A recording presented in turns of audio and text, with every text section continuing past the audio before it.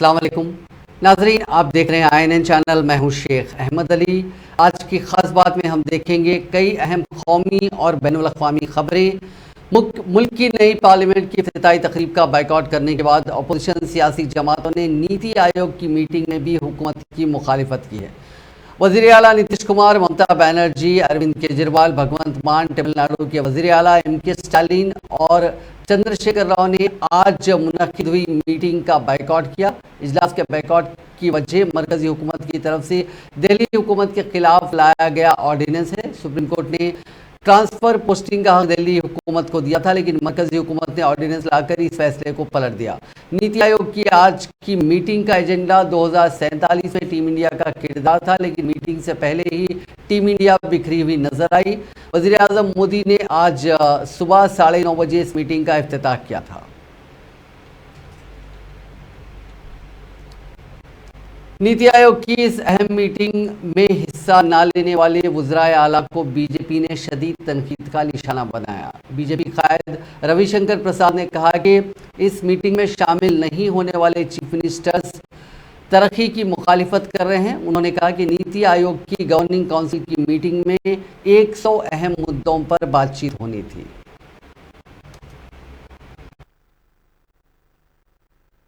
100 issues are proposed to be debated in the 8th Governing Council.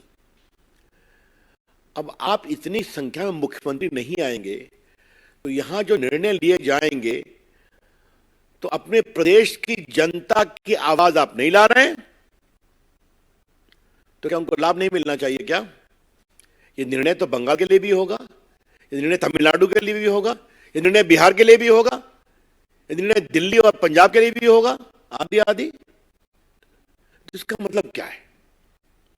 ये बात party की ओर से हम बहुत गंभीरता से उठाना चाहते हैं कि मोदी विरोध में आप कहां तक जाएंगे? संसद के शिलान्यास में आप नहीं आएंगे, उसके उद्घाटन में आप नहीं आएंगे। मोदी जी की अंतर्राष्ट्रीय लोकप्रियता बढ़ी है, उस पर भी टीका करेंगे। आप कोरोना काल में भारत के लोगों के द्वारा, भारत के सेवा कर्मियों के द्वारा जो इतना बड़ा काम हुआ, डॉक्टर, एम्बुलेंस चलाने वाले और बाकी कंपाउंडर्स, नर्सेज, मोदी जी ने उनको सिर्फ एक रास्ता दिखाया, काम तो उन्होंने किया ना। मोदी जी ने हिम्मत दिखाई, भारत का वैक्सीन बना, ऑक्सीजन आया, आपने उसकी भी खिल्ली उड़ाई। और अब तो इससे तो आपके सीधे आपके प्रदेश की जनता प्रभावित होने वाली है, क्योंकि उनके महत्वपूर्ण मुद्दे जो 100 चर्चा होने वाले हैं उसके बारे में आपके यहां का रोड मैप बनाने में कठिनाई होगी। फैसले होंगे तो आप कहेंगे कि we are not party to it, आपको बुलाया गया तो आप आएंगे नहीं, अब आपने शिकायत करेंगे। To stress with all the emphasis at my command that this decision to boycott the meeting by 8 chief ministers, that's what we have learned, is totally irresponsible and is also against the public interest and interest of the people they govern in their states.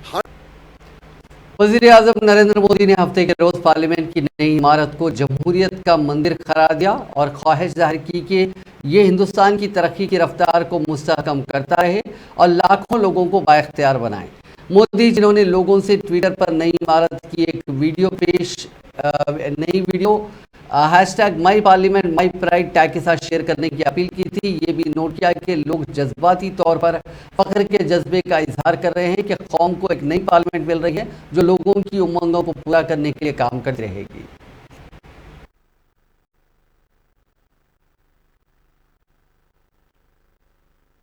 Welcome to the Temple of Democracy, capturing the spirit of ancient Indian architectural heritage. The magnificent new Parliament building, an edifice of the Amrit Kal, will give voice to the aspirations of every Indian for generations to come. It stands as tall as India's resolve to go all guns blazing into a glorious future, and embodies the spirit of the Indian growth story, under the visionary leadership of Prime Minister Shri Narendra Modi ji that has captivated the world. A sentinel of a confident present and brighter future, the new parliament building is an ode to the founding fathers of our democracy and the sacrifices of millions of freedom fighters who selflessly struggled to give us this day.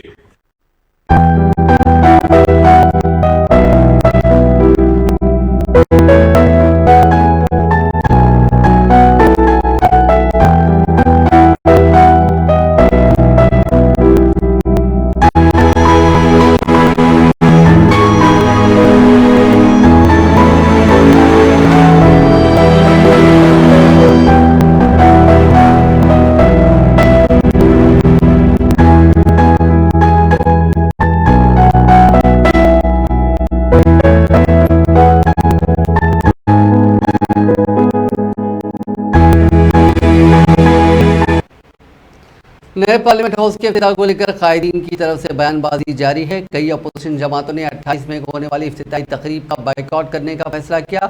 दरमियान असरा बिहार के वज़ीर आला नीतीश कुमार ने भी अपना रद्द-ए-अमल जाहिर किया। नीतीश कुमार ने पार्लियामेंट की नई इमारत पर सवाल उठाते हुए पूछा कि इसकी ज़रूरत क्या थी।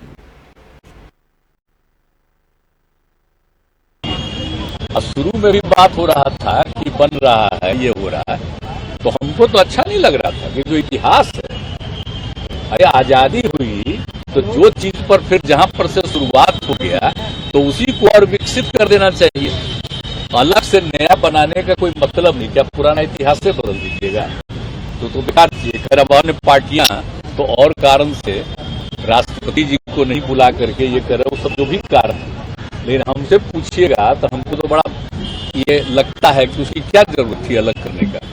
जो था बिल्डिंग उसी को न करना चाहिए था। जैसा आज जो इतिहास है उसको भुला दीजिएगा, क्या कल होगा कि इसको खत्म कर दीजिएगा तो क्या पता चलेगा। तो आप जान लीजिए जो शासन में आजकल है, हम बराबर कह रहे हैं, वो सारे इतिहास को बदल देंगे, आजादी की लड़ाई के इतिहास को बदल देंगे। हम लोग तो एक एक चीज को मानते रहते हैं। देख लीजिए जो पहले प्रधानमंत्री थे अटल, ये जवाहरलाल नेहरू जी, तो इनके लिए तो हम गाते हैं, कोई मतलब है।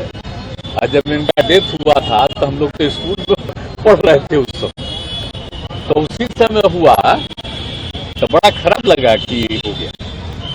ये सब तो बचपन की बात है कि चीज तो हम लोग तो मानते हैं। और भले ही हम लोगों का आंदोलन जिस काल से भी हुआ, जेपी के नेतृत्व में सब कुछ हुआ, उससे कोई अलग चीज हम लोग तो मानते हैं। देश का जो इतिहास है वो बहुत आवश्यक है। तो इसीलिए आज तो मेरे जाने का कोई तुक नहीं था। अकल वाला तो सचमुच बेकार, कोई मतलब नहीं है। बाकी लोगों को भी हम कहेंगे कि इस बात को समझिए कि भाई आखिरकार नया बनाने की क्या जरूरत थी, आवश्यकता क्या थी। इतना दिन से शासन चल रहा था तो और किसी को लगा था क्या? तो इन लोगों को तो पूरा इतिहास बदलना है, इसलिए सब चीज को बदल रहे हैं। उनको भी नहीं बुलाया गया। हाँ, वो तो आप सोच लीजिए ना, ऐसे भी कहीं होता है। ये बात है, दूसरी बात भी सही है। अगर इस तरह से कोई नई चीज होता है तो कौन है हेड जिनको बनाते हैं? वो होते हैं वही ना भाई, तो उनको तो नहीं बुलाए, तो इसलिए अब अपने से कर रहे हैं।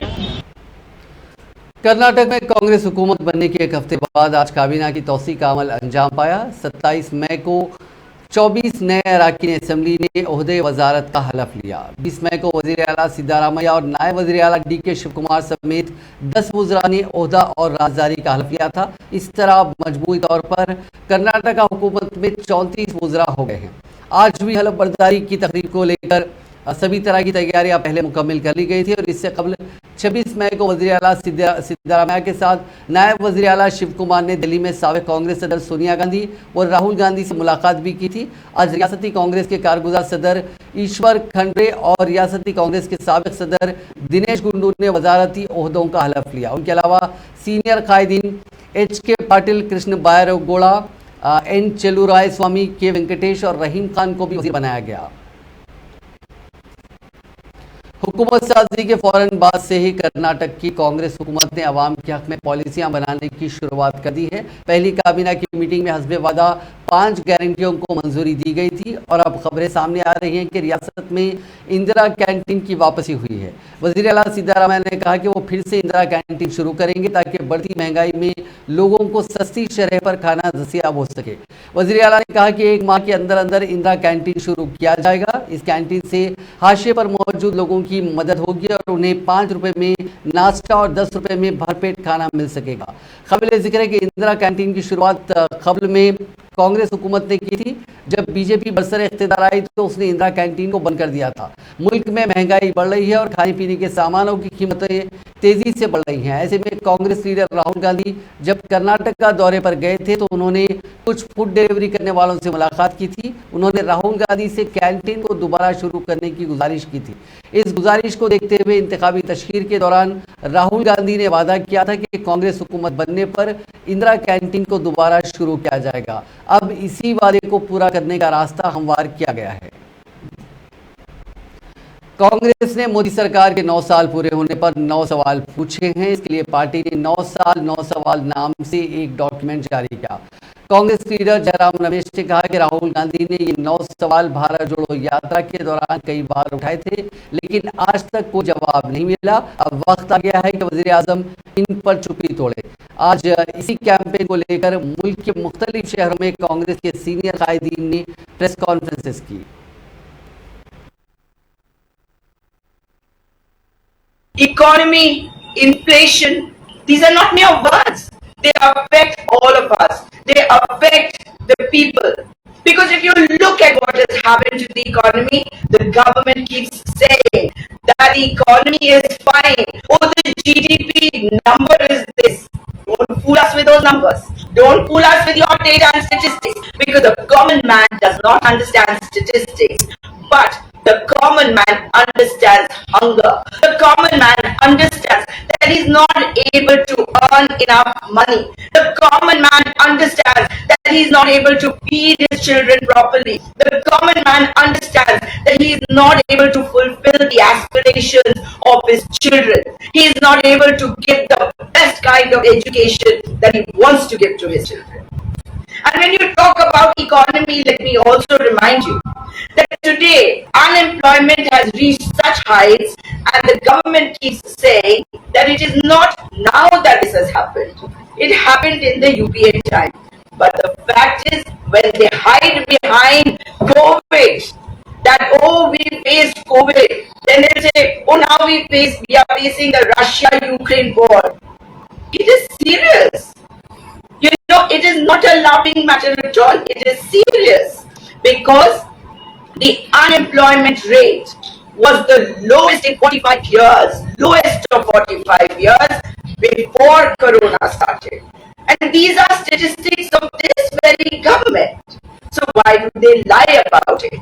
So when we talk about economy and inflation and price rise, we must remember that there is one man who rose from being the 600.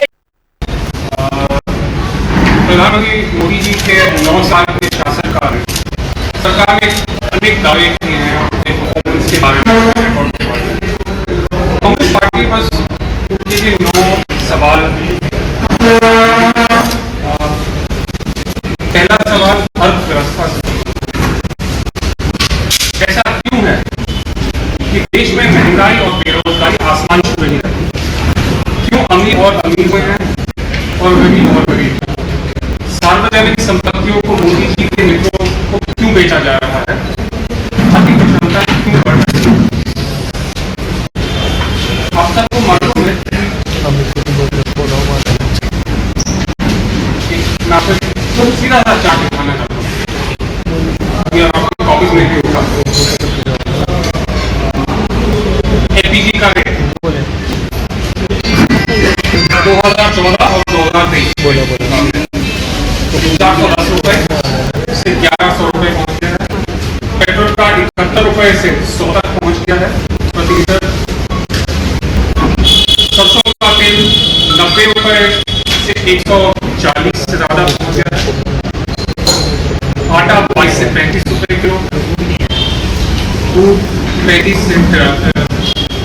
चिड़चिड़ापन होता है।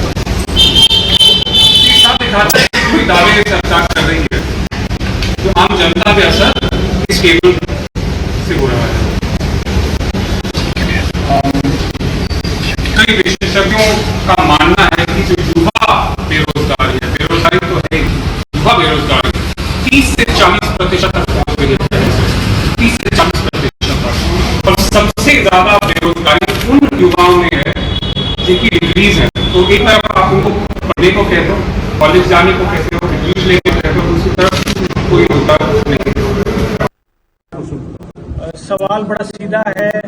देश की जनता मोदी जी से सवाल पूछ रही है कि मोदी जी पिछले 9 साल से आप सरकार में हैं, अब आपको दूसरी बातें करने के बजाय जनता के सवालों का जवाब देना चाहिए। अब आपको बताना चाहिए कि किसानों की आय दोगुनी क्यों नहीं हुई। आपको बताना चाहिए 15 लाख रुपए लोगों के खाते में कब आएंगे। अब आपको बताना चाहिए जो आपने देश के सामने, लोगों के सामने वोट लेने के लिए जो झूठ बोले थे वो कब पूरे होंगे, या आप अपना झूठ स्वीकारिए। ये जनता जो है, देश की जनता सब जान गई है, सब समझ रही है। आप देखेंगे कि पिछले भारत जोड़ो यात्रा के बाद जितने भी चुनाव हुए हैं, चाहे हिमाचल का हुआ, चाहे कर्नाटक का हुआ, उसके अलावा अगर कोई विधानसभा के, लोकसभा के जो भी चुनाव हुए हैं, उसमें कांग्रेस का प्रदर्शन बहुत अच्छा रहा है। और हम लगातार 2 स्टेट में हमने सरकार बनाई है और जनता अब जान गई है कि देश का सच्चा नेता कौन है और देश को किसकी जरूरत है। दिल्ली यूनिवर्सिटी की एकेडमिक काउंसिल ने बीए पॉलिटिकल साइंस कोर्स से शायर मिल्लत और सारे जहां से अच्छा नज़्म के खालिक मोहम्मद इकबाल पर मबनी एक चैप्टर को हटाने का फैसला किया। रिपोर्ट के मुताबिक इस करारदाद को काउंसिल की जानिब से मंजूर कर लिया गया और एग्जीक्यूटिव काउंसिल इस पर हतमी फैसला करेगी। ख्याल है कि काउंसिल का एक इजलास गुज़िश्ता रोज़ जुमे को मुनक़िद हुआ था, जिसके दौरान काउंसिल ने bachelor of elementary education program को 4 साल मरबूत टीचर एजुकेशन प्रोग्राम से तब्दील करने की करारदाद को मंजूरी दी। एकेडमिक काउंसिल के चेयरका ने तजवीज़ के खिलाफ अदम इत्तेफाक का इजहार करते हुए कहा कि इस सिलसिले में असातिज़ा से कोई मुशावरत नहीं की गई। काउंसिल ने पॉलिटिकल साइंस के निसाब से शायर मोहम्मद इकबाल पर एक बाब हटाने की करारदाद भी मंजूर की गई। अल्लामा इकबाल 1877 में गैर मुनक़सिम हिंदुस्तान के सियालकोट में पैदा हुए थे। ओहदेदारों ने बताया कि मॉडर्न इंडियन पॉलिटिकल थॉट के उन्वान से चैप्टर बीए के 6ठे सेमेस्टर के निसाब का हिस्सा है। अब ये मामला यूनिवर्सिटी की एग्जीक्यूटिव काउंसिल के सामने रखा जाएगा, जो आखिरी फैसला करेगी। आज मुल्क के पहले वज़ीर आज़म पंडित जवाहरलाल नेहरू की 59वीं बरसी के मौके पर उन्हें खिराज अक़ीदत पेश किया गया। ख्याल है कि जवाहरलाल नेहरू का इंतकाल 27 में 1964 को हुआ था। इस मौके पर पूरा मुल्क उन्हें याद कर रहा है और सलाम पेश कर रहा है। कांग्रेस सदर मल्लिकार्जुन खड़गे और कांग्रेस के साबिक़ सदर राहुल गांधी ने इस मौके पर दिल्ली में शांतिवन पहुंचकर पंडित जवाहरलाल नेहरू को खिराज अक़ीदत पेश किया।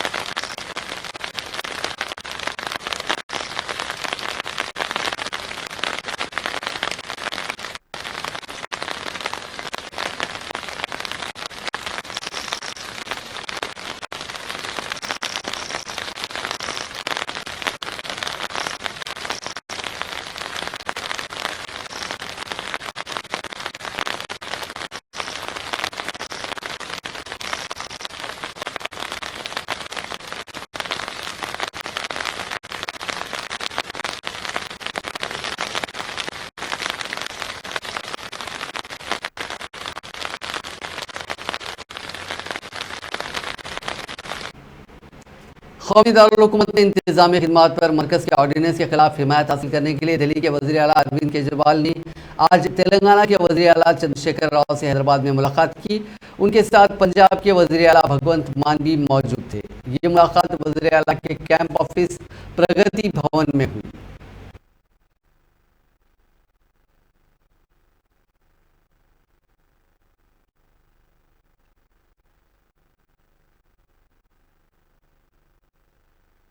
साल की हमारी लड़ाई के बाद 11 मई को अभी पिछले कुछ दिन पहले सुप्रीम कोर्ट की संविधान कॉन्स्टिट्यूशन बेंच ने 5 जजों ने मिलकर 5-0 से दिल्ली के लोगों के हक में फैसला दिया। 8 साल की लड़ाई के बाद दिल्ली के लोगों को न्याय मिला कि उनकी चुनी हुई सरकार को काम करने का अधिकार मिला। हमें 8 साल लग गए उस नोटिफिकेशन को कैंसिल कराने में और न्याय लेने में। उसके 8 दिन के अंदर 11 मई को ऑर्डर आया सुप्रीम कोर्ट का। 19 मई को मोदी सरकार ने ऑर्डिनेंस लाके सुप्रीम कोर्ट के ऑर्डर को निरस्त कर दिया, पलट दिया।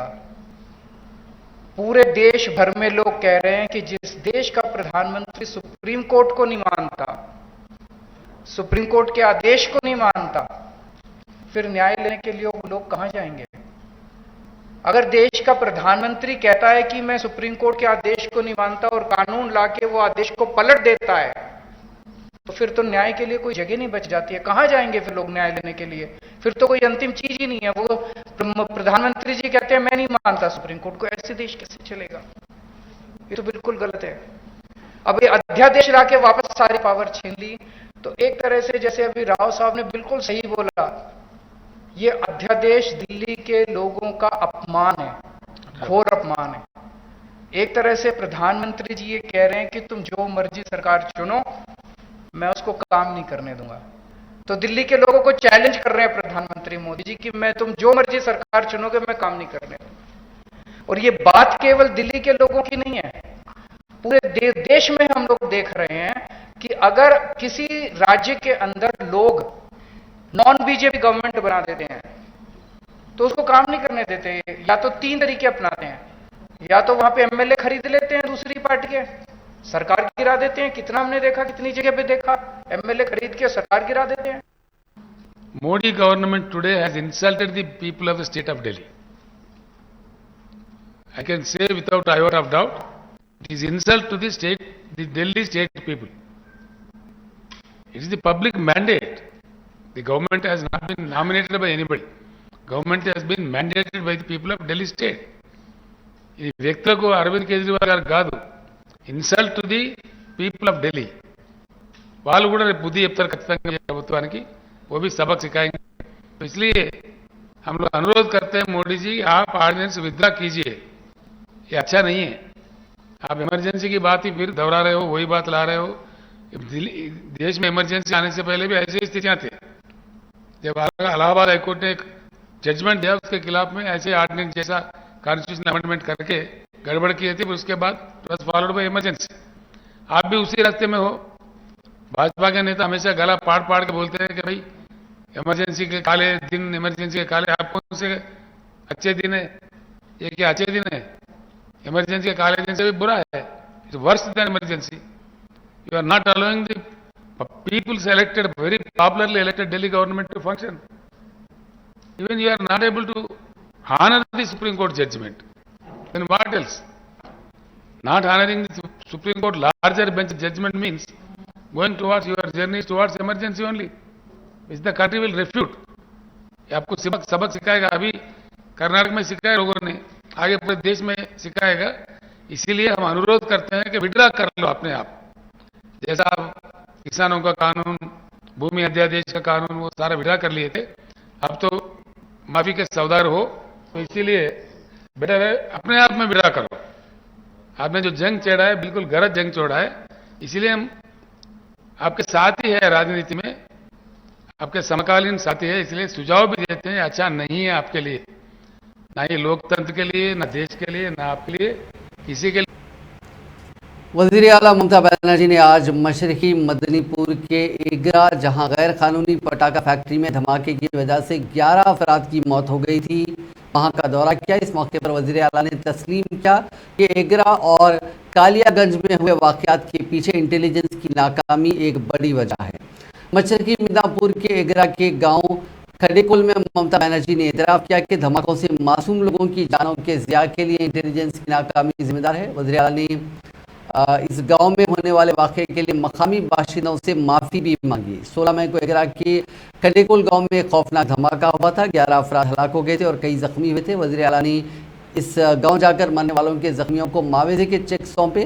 उन्होंने मुतासरीन के लवाकिन को पुलिस में होमगार्ड की नौकरी देने का भी ऐलान किया। एगरा के बाद साउथ 24 परगना के बजबज में भी कुछ दिन पहले धमाके की वजह से 3 लोगों की मौत हो गई थी। मालदा के इंग्लिश बाजार में एक ऐसे ही वाकये में 2 लोगों की जान चली गई थी। खड़ेकोल गांव में खिताब करते हुए वज़ीर आला ने दावा किया कि कुछ लोग इंतजामिया की तवज्जो से बचने के लिए अपने फ़ायदे के लिए गैर कानूनी काम करते हैं।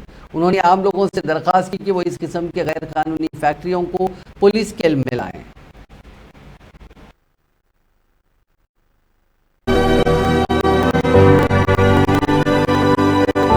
বাজি কারখানায় মৃত পরিবারেরা আমি তাদের সকলকে আমি বলবো দুর্বল না হয়ে, আমি জানি দুঃখ কখনো শেষ হয় না, কিন্তু দুঃখকে লড়াই করে জানতে হয়। এটা আপনার হাতেও ছিল না, আমার হাতেও ছিল না, কিন্তু যিনি ইল্লিগালি বাজি তৈরি করেছেন তার জীবনও চলে গেছে। তাদের দুজনকে পরিবারের অলরেডি আমরা অ্যারেস্ট করেছি এবং তাকেও অ্যারেস্ট করা হয়েছিল, কিন্তু সে তখন মৃত অবস্থায় কটকে একটা নার্সিংহোমে নাম বদল করে ভর্তি হয়েছিল, কিন্তু আমাদের পুলিশ সেখানে পৌঁছে গিয়েছিল। কিন্তু দুর্ভাগ্যের কথা, তিনি কিছু বলবার আগেই মারা যান। কিন্তু তার পরিবারের লোকজন যারা আছে তাদের দুজনকে অলরেডি অ্যারেস্ট করেছে, যারা এটা জানে। এবং আমি লোকাল মানুষকেও বলবো, আপনারা লক্ষ্য রাখুন, ইল্লিগাল বাজি কারখানায় কোনো ফায়ার ক্র্যাকার যদি কখনো হয় সঙ্গে সঙ্গে ওসিকে রিপোর্ট করবেন। আর যদি সেই ওসি অ্যাকশন না নেয় তাহলে আমার উপর ছেড়ে দেবেন, আমি ওসিকে 2 দিনে চেঞ্জ করে দেবো। এখানকার कौमी राजधानी दिल्ली समेत शुमाली हिंदुस्तान की रियासतों में मौसम की तब्दीली की वजह से लोगों को शदीद गर्मी से राहत मिल गई है। वेस्टर्न डिस्टर्बेंस की वजह से दिल्ली एनसीआर के कई इलाकों में सुबह के औकात में गरज और चमक के साथ बारिश हुई। महकमे मौसमियात के मुताबिक आज दिल्ली समेत राजस्थान, हरियाणा और कई रियासतों में बारिश का इम्कान है। दिल्ली के दर्जे हरारत की बात करें तो आज कौमी राजधानी में ज़्यादा से ज़्यादा दर्जे हरारत 33 डिग्री सेल्सियस रिकॉर्ड किया गया।